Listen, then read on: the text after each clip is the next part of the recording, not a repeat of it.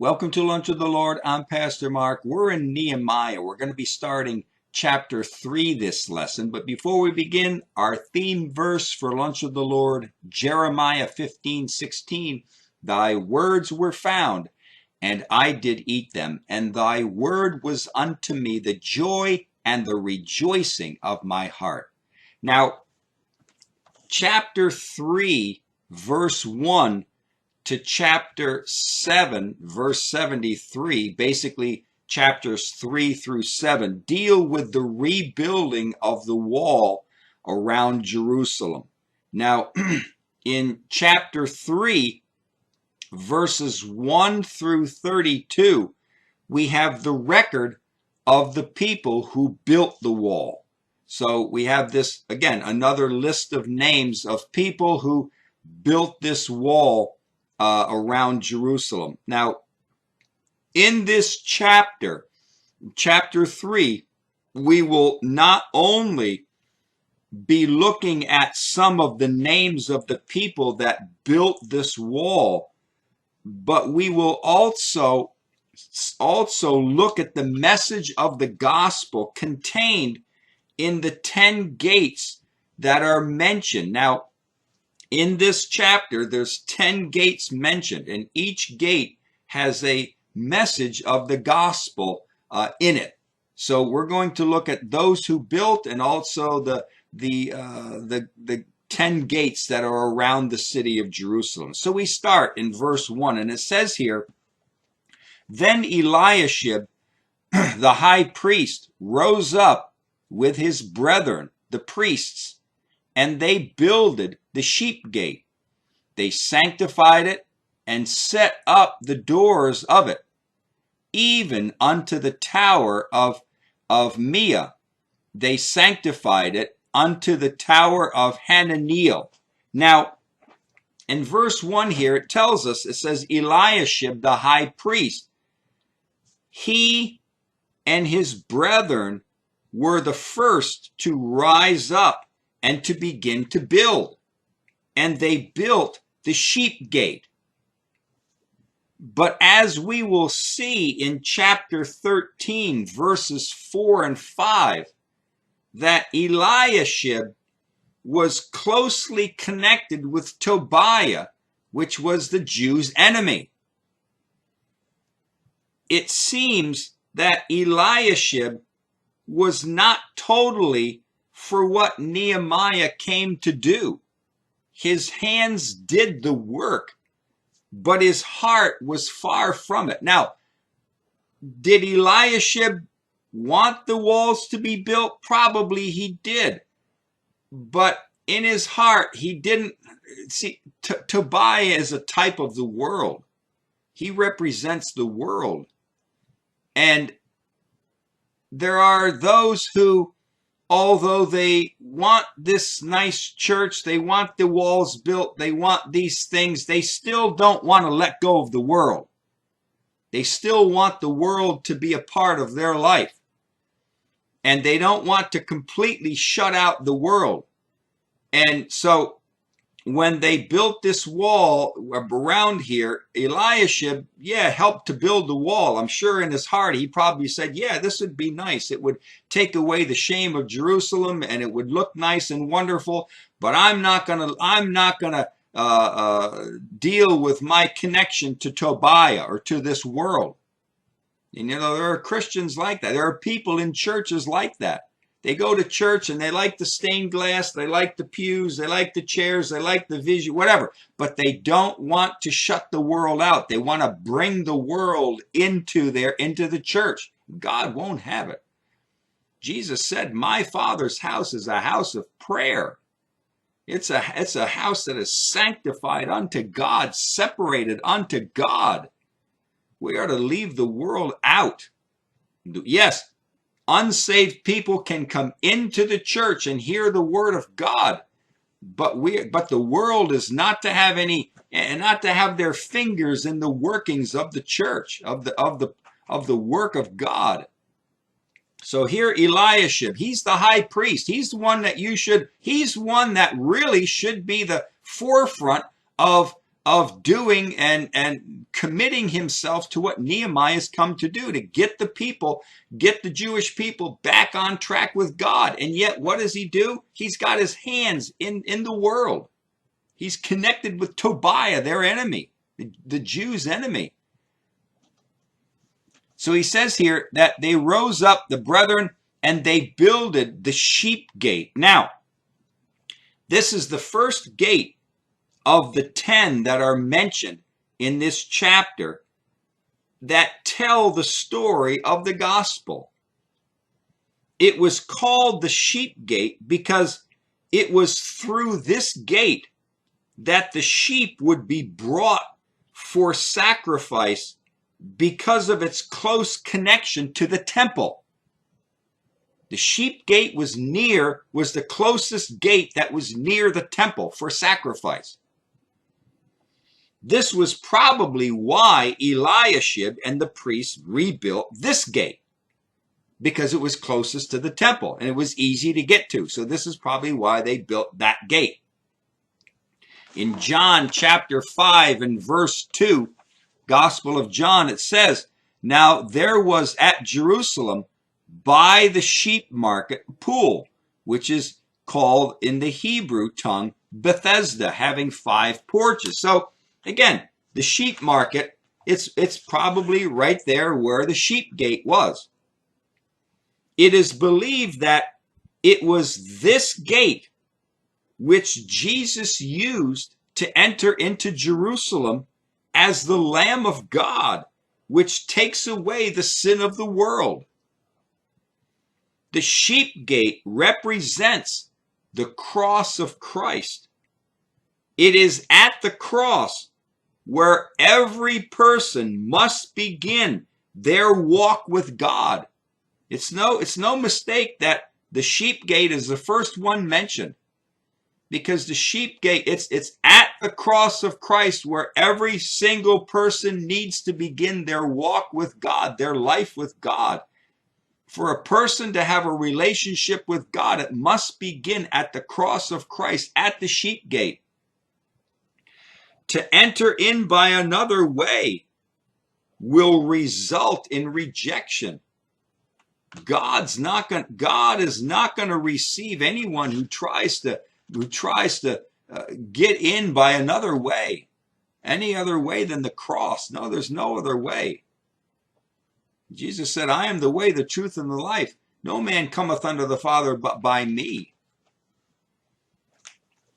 And it says here in verse 1 that they sanctified it. They sanctified it. Now, the sanctification that is mentioned here seems to be a different or a separate sanctification from the one that was done in chapter 12. When we get to chapter 12, they're going to sanctify the whole wall when it was finished. So Eliashib and the priests, they rise up and they build this gate.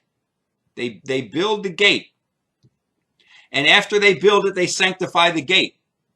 But eventually, when the whole wall is finished and the gates are up, then they're going to do, in a sense, an official dedication, an official sanctification unto God for the completion of the wall and of the gates. And then it says here also, the last part of verse 1 says, "Unto the tower of Hananiel." Unto the tower of Hananiel. Now, this tower was well known, and it is believed, this tower is believed to have been somewhere between the sheep gate and the fish gate. And the fish gate is to the west. The sheep gate is actually kind of north or northeast of the city of Jerusalem. As you go, these gates are going to be going from north around to the west side, of the city of Jerusalem, down south, and then up the east side. So it's going to go counterclockwise around the city.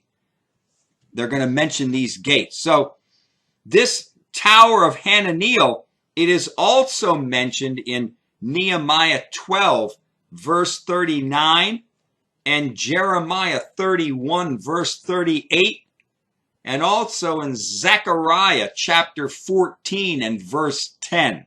So this is a well-known tower, the Tower of Hananiel. And then it says in verse 2, and next unto him, meaning unto Eliashib, builded the men of Jericho. And next unto them builded Zaccur, the son of Imri. Now, it says here the men of Jericho, and it is believed that they built the section of the wall that was immediately east of the sheep gate. This would be closest to where they would come from. One commentator made the point that it may be by God's divine will that these men who came from a cursed city would build right up to the sheep gate. And it's possible. I mean, in a typology, you could use that these men of Jericho. Now, it's believed also that the Jericho that is mentioned here is not the same Jericho that was destroyed under Joshua. That this Jericho is about, I think it's about a mile and a half, maybe 2 miles away. Why? Because God told Joshua that the Jericho that was cursed was destroyed by Joshua and his army, that God destroyed. That would never be rebuilt. So this Jericho is it's named Jericho, but it's not on the exact site that the original Jericho was destroyed. It's on it's a couple miles away.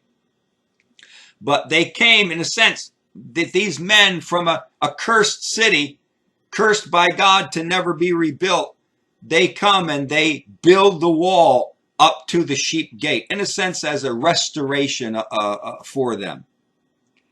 You know, mankind lives in a cursed world. And it is only by approaching the sheep gate that man can be brought near to salvation. That's it. That's it. These men of Jericho, they represent us. And each person is cursed with a sinful nature. We're condemned to death by God himself. And yet we can have access to God's holiness and to God's righteousness as we build up to the sheep gate, as we have our connection to the sheep gate, to the cross of Christ. Then in verse 3 it says, but the fish gate did the sons of Hassaniah build, who also laid the beams thereof, and set up the doors thereof, the locks thereof, and the bars thereof. Now, the fish gate, this is the second gate mentioned, again, that tells us the story of the gospel. This gate is the very next gate directly west of the sheep gate. Through this gate were brought in fish from the Jordan River and from the Sea of Galilee, and possibly from the Mediterranean Sea. It got its name because of how close it was to the fish market. So if you had fish, you didn't go down through the dung gate way south. No, you went through the fish gate because it was close to the fish market. And that's why it was called the fish gate. The fish gate represents every Christian being called to be fishers of men. This call is not to the unsaved. After salvation, after we go through the sheep gate, after we receive Christ at the cross, the sheep gate, then every Christian is called to what? Every Christian is called to go fishing. Go fishing at the fish gate. That's right. Every Christian, once a person becomes saved and meets Christ at the sheep gate, at the cross of Christ, we're all called to be fishers of men. We're called to go fishing. And that's what we do. Verse 4, and next unto them repaired Meremoth, the son of Urijah, the son of Koz. And next unto them repaired Meshullam, the son of Berechiah, the son of Meshulabeel. And next unto them repaired Zadok, the son of Baana. Now, in this verse, we see the name Meremoth. Now, according to Ezra chapter 8 and verse 33, Meremoth was the son of a priest, which was Uriah. And it was Meremoth that checked in all the treasures of the house of God from all those who came to Jerusalem with Ezra about 12 years ago. So here 12 years later, Meremoth is there to help build the wall. And because when Ezra, 12 years before, Ezra comes with about 2,000 people from Babylon, from Shushan, to go to Jerusalem, and they all go there. And when they get there, there's Meremoth, and all the treasuries that Ezra and these people bring with them for the house of God, they deliver them to Meremoth, and Meremoth checks them all in. 25 gold cups, 23 gold plates, whatever it was. He checks them in. Well, now it's 12 years later. Meremoth is still there. And Meremoth puts his hand to the work to build the house of God. And then it says here in Meshullam, the son of Berechiah. Now, Meshullam must have been one of the leading men in Israel. But according to chapter 6 and verse 18 of Nehemiah, although he helped build the wall in Jerusalem, he was probably opposed to Nehemiah's overall plan for the temple and for the city. Both he and Eliashib of verse 1 that we saw were in their own way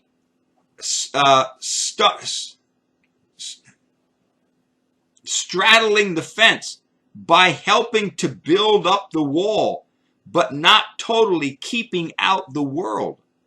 So as we're going to see later on in chapter 6 and verse 18, that here also Meshullam, the son of Berechiah, he helped build the wall, but he was not totally 100% with Nehemiah in everything that was going on there.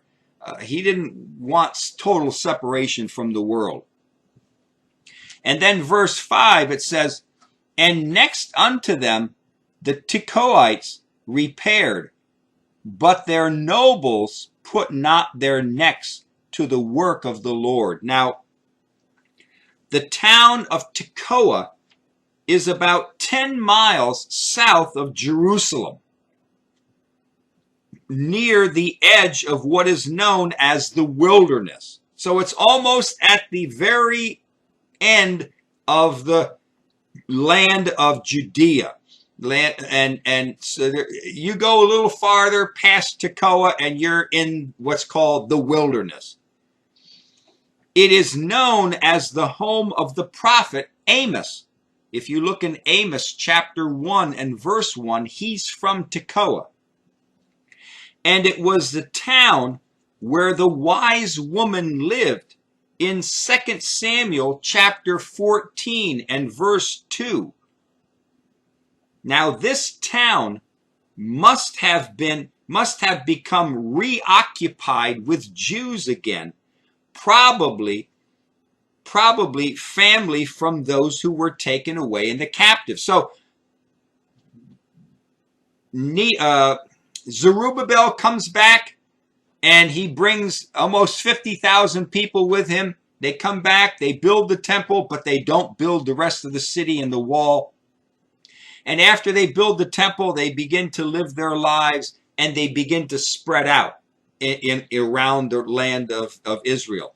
And some of these people went far south to Tekoa, and they settled there. And that's where they're coming from. This is possibly how these people, these builders from Tekoa, came up to, when they heard that the wall was going to be built. They came up and they started helping Nehemiah build this wall.